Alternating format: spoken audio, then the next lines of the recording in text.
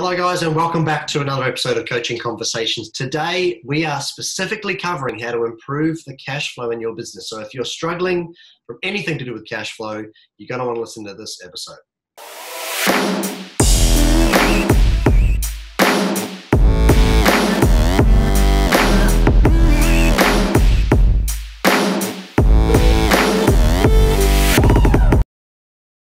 Hello, welcome back to another episode of Coaching Conversations today. As I mentioned, we are speaking about breaking down how to improve the cash flow in your business. So if you struggle from cash flow in some way, it's always up and down perhaps, Nick's got some great advice on how we can actually smooth that out or speed it up in most cases. But before we jump in, Nick, how are you this morning? Doing very well. Today's a bit of a different setting, as you can see. I'm in the metropolis today.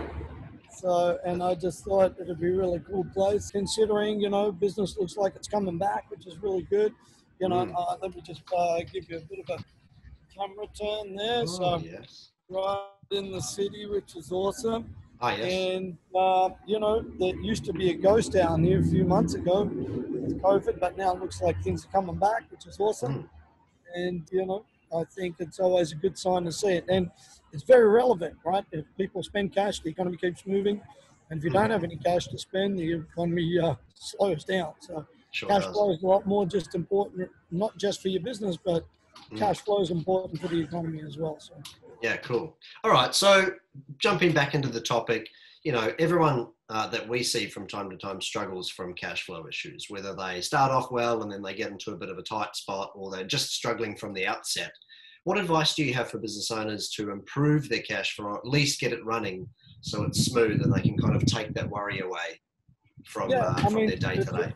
It's a great question. A lot of people don't have a sales problem or an income problem, but they do have a cash flow problem. And first of all, let me explain what cash flow is so people kind of get it. I mean, cash flow is, think of it like a bucket and there's money that goes into it.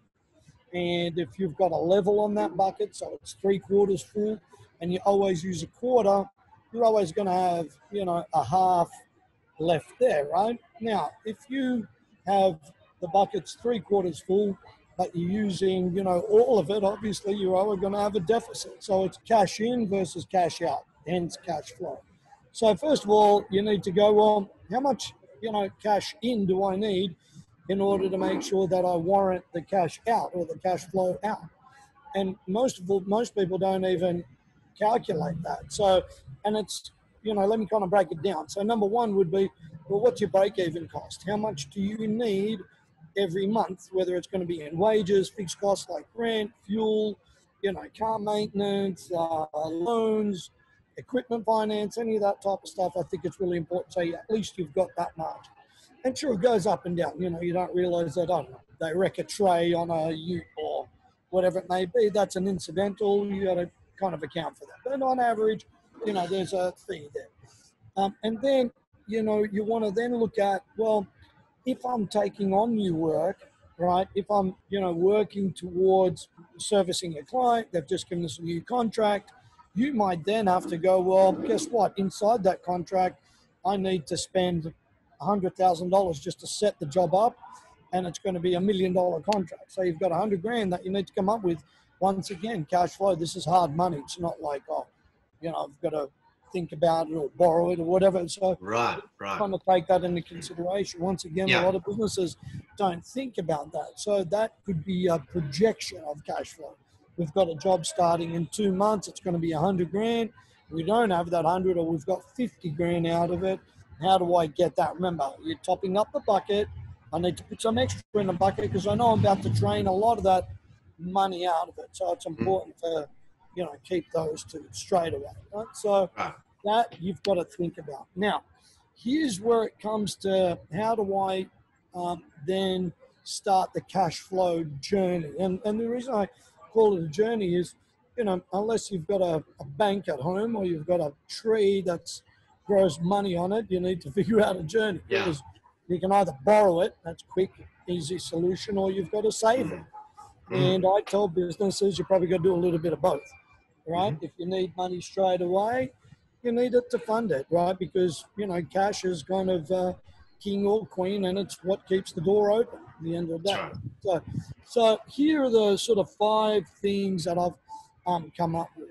Number one, I believe you need to have your head committed to the goal. And here's what I mean by this.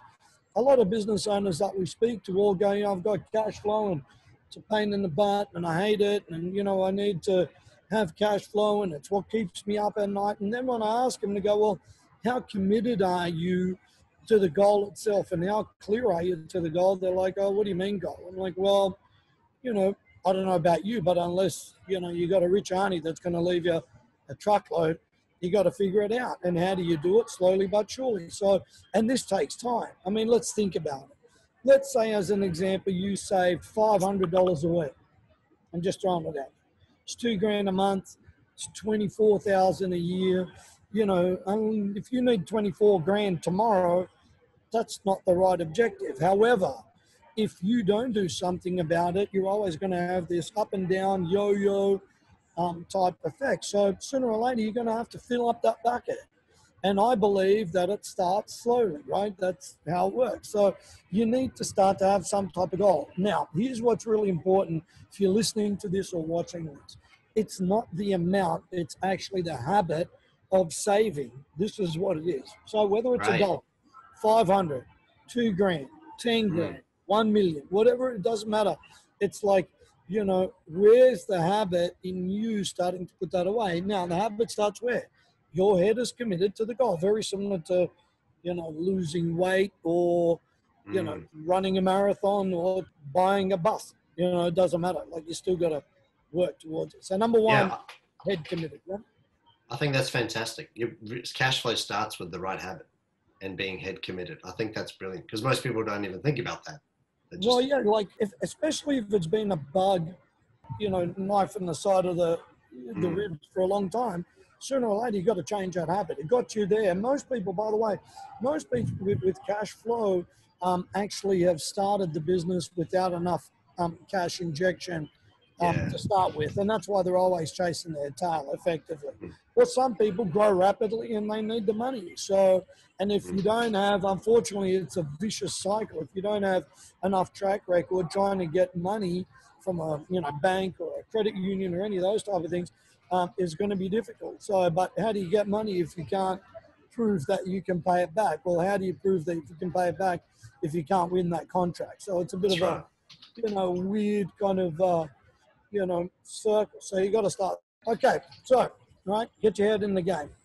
Point 2, I believe in incremental improvements. And let me show you what I'm talking about. With all the businesses that I work with, I'm like, well, how do we incrementally improve our income?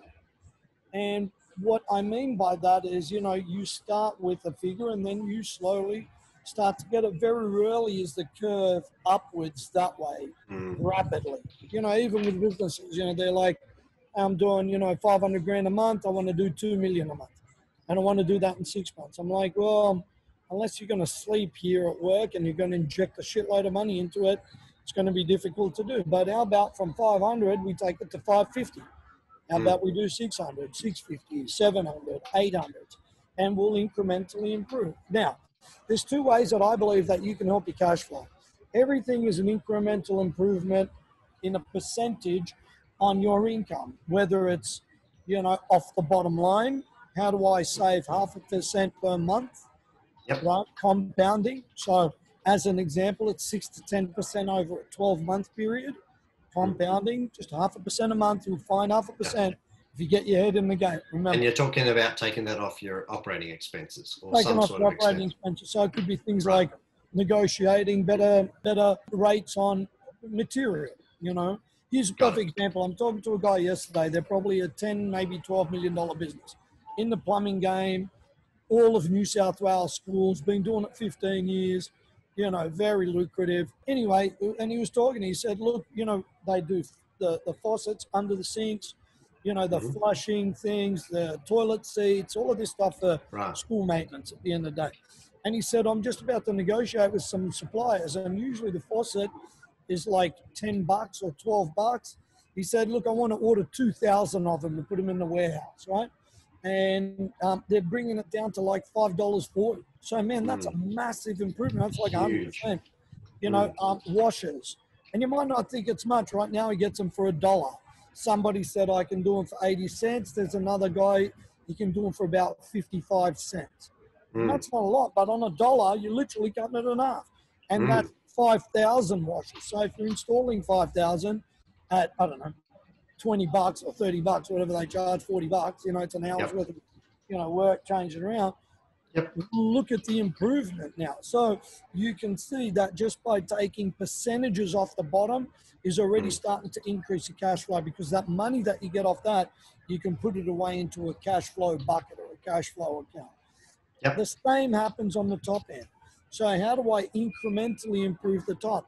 How do I charge a little bit more? How do I start to position a business that it's more value? In turn, I start to get more percentage for what I do. So as an example, if you're working at 20% GP, how do I do 22% GP? 2% on 20% is actually a 10% improvement. And 2% compounding every month, it's 24% at the end of the year. Even if you did it for 1/3 of the month, or 1/4, it's already, 6% increase. So 6% there, 3 or 4% at the bottom, there's 10%. On $1 million, that's 100 grand in cash flow that you can start putting away. And believe you me, people aren't going to freak out about a 1 or 2% increase, especially if you add value. You can back off 0.5% easily if you sharpen the pencil. And that could be negotiating with the landlord. It could be, discount fuel vouchers. It could be a whole bunch of stuff that goes from there. So that should be number 2. Very good. Incremental.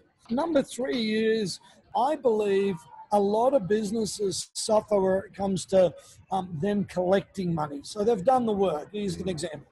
One of our tiling companies, they do the work, and that company that they do the work for doesn't pay them for 45 days. So they've done the work, it could be a 700 grand contract. You've got 500 grand in expenses, labor, materials. They do hotels, like 5 floors of a hotel, or it could be a big foyer of a hotel. So, there's tiles, there's labor, there's sand, cement, all of these type of things, right? Yeah. And then they have to wait after the job's done for 45 days. And usually there's probably a 10 or 15 or 20% retainer that the company keeps just for, 12 months in case something breaks, they've got to fix it and all of this stuff. So, you've got to try to figure that out. And then, by the way, most companies don't start a job and finish a job. They start a job and start 5 other jobs. So they're all overlapping, right? That's how it works. So I believe changing the cadence of your invoicing would be really cool. And how do you do that? Well, first of all, you got to, put your terms and conditions in, and you got to negotiate a little bit with these big guys to go, hey, look, we're only a small business, man. I know it's 45 days, but could you help us out and do it maybe in 21 days? And, if they're cool and you got a good relationship with them, they'll change that around. Now, some people listen to this go, no, there's no chance. I can tell you 1,000% that I've had 10 businesses negotiate that, and it's worked out well. How do they do that? By showing value, by being really cool. And then there's another part to it, if you really want to go into it, to be able to say, hey, guess what? If you change your payment terms, big business, instead of 45 days, you can do it in 14 days or 7 days, we'll take 1 or 2% off that. We'll take 3%. Now, if you can negotiate that 3% from the suppliers, you haven't dropped any money, but guess what? You've changed your terms and conditions from 45 days to 7 days just by negotiating. So the thing I'm trying to get across here is, don't give up because somebody says no. Figure out a way to get this done. And most people go, no, you can't negotiate. I can guarantee you 5%, as an example, on a $1 million job is 50 grand for them to push click on day 7, then click on day 45, because these businesses are already, 500 million, 200 million. And it doesn't matter, even if it's a builder that's 5 million and you're a kitchen guy or whatever, with that, hey, 5% on $100,000 worth of work is 5 grand. And if you can negotiate that on the other end or as close to it, that you get the money cash, so you can keep on fighting the next day, over a period of time, you'll just pick up those little percentages. Remember, incremental compounding, and you'll be able to do it. So That's another way. So basically, change the invoice cadence. That would be really, really cool. And Right. don't take it as gospel that that's how it is. Oh, no, we don't negotiate. It's like, don't negotiate. It's just you got to have the balls enough to negotiate with it. And they need you, not the other way. People think, oh, the big companies, no, we're only little guy. They tell us what to do. It's like, no. They got you as a little guy to come and do the work for them. Don't go in it the wrong way. Remember, headstrong's really important. Very good. Good tip. That's gold. What's number 4? And then look, number 4, I think, is this. I think there's third-party opportunities here, and here's what I mean. Cash flow is very similar to lending and or borrowing money. So there's companies out there, first of all, that'll help you with invoicing. Sure, you've got to pay a percentage, that's on doubt. But think about it. If you've got enough percentage built into the job, let's say you got 20% and you can afford to lose 3 or 4 or 5%, well, that's cool because at least you get the money and you keep on fighting for the next day. Now, in saying that, you don't always have to go to a bank. You could have a friend of yours. You could have another business that you know to say, look, hey, I need to borrow 50 grand. I'm going to get it back. Here's our contract. I'm going to get it back in 45 days. And in 45 days, that 50 grand, I'll give you 10% on it. I'll give you 55 grand back. And 10% today, I mean, what's the bank giving us? 0.02%? Yeah, something like that. Your money, so 10% is a big chunk, right? And most people, if they're cool with it, they know they got the contract. You can have a contract with them to guarantee the money, obviously, that it needs to hit their bank account before yours. Any of these things that come from that. So once again, you got to use your brain as a small business. It's not always, oh, that's set in stone and that's how it is. And all of these techniques, I've tried it not only with our business, but with other businesses to go from there. And there's people that would go, hey, man, I'll help you out. It's 10%. I get it back in 45 days. 10%, you got to wait a year and put it in some high yields account. And, well, this is pretty good. As long as you got a good track record, you got a contract, you're pretty good and you're good with money management and you're guaranteeing them that they'll get the money. Some people will lend you that. And this is something that's, not really spoken about, but man, it used to happen all the time. Before immigrants couldn't go to a bank. They had to go to somebody that they know and they go, I'm going to buy a house. Can you lend me $30,000 for the deposit and I'll start to pay it off to you? Like there's just those opportunities there that people will do that. So once again, just a little bit different. Yeah. And I think sometimes it's thinking outside the box because people look at the conventional method and just accept it as the status quo. And I think some of the things you've mentioned today are looking just outside of that box, like the negotiating the terms. A lot of people are like, oh, well, it's just this guy. I can't negotiate. You can try. You got nothing to lose. Well, right? nothing changes, right? That's kind of how it works, right? So that's right. That's I think that, and there's more of these, but I think these are kind of top 4 and maybe one a little bit different that most people haven't heard of. That'll help you with the cash flow.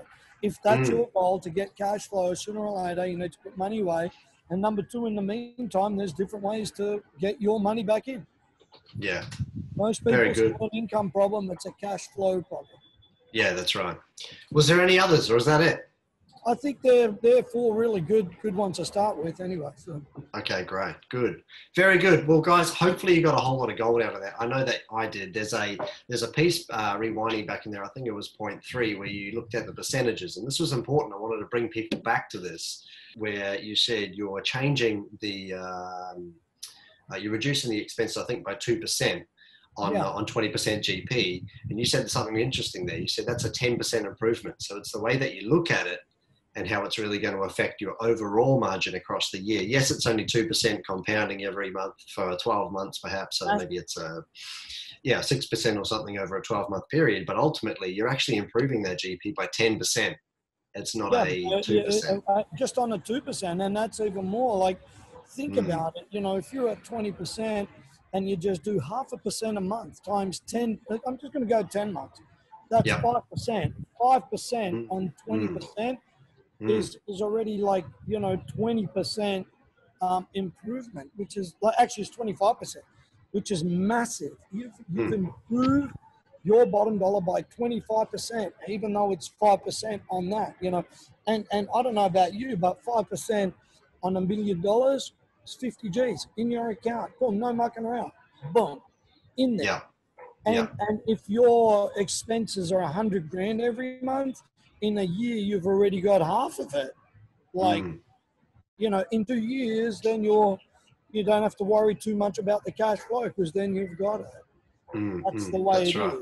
Sorry, yeah, just one more thing while I'm thinking about it. Even where it comes to tax, you know, some people extend it out to the quarter to pay BAS and super and stuff like that. Maybe you want to bring it down and make it weekly, or make it fortnightly or monthly. You know, just chip away at it, rather than 3 months you've used all the other money to do something else with it to fund your business, and then it's coming, and then you start falling behind, and you know, all of this type of stuff, because shit happens. That's just the way it is. So just being clever with that stuff is really, really critical. So there's 100 different ways to be able to do it, but these 5 that we spoke about: get your head in the game, incremental improvement, change the cadence out, change the terms and conditions out, and then see if you can borrow money from third parties, and pay them a good return back, and still good for you. Yeah, very good. And like Nick said at the beginning, guys, it all starts with habit and the right mindset towards cash flow. So I think that's the first thing that you really got to lock in. If you need help with that, by the way, or have any questions on this, again, reach out to us at ask@upcoach.com.au. Shoot us through an email and we'll be happy to help, or throw a comment in the video section below. Thank you once again, Nick. No problem. Enjoy the rest of your sunny day in Sydney, in the city. Shall do, sir. And we'll be back again next week with another episode of Coaching Conversations. So bye now. Bye now.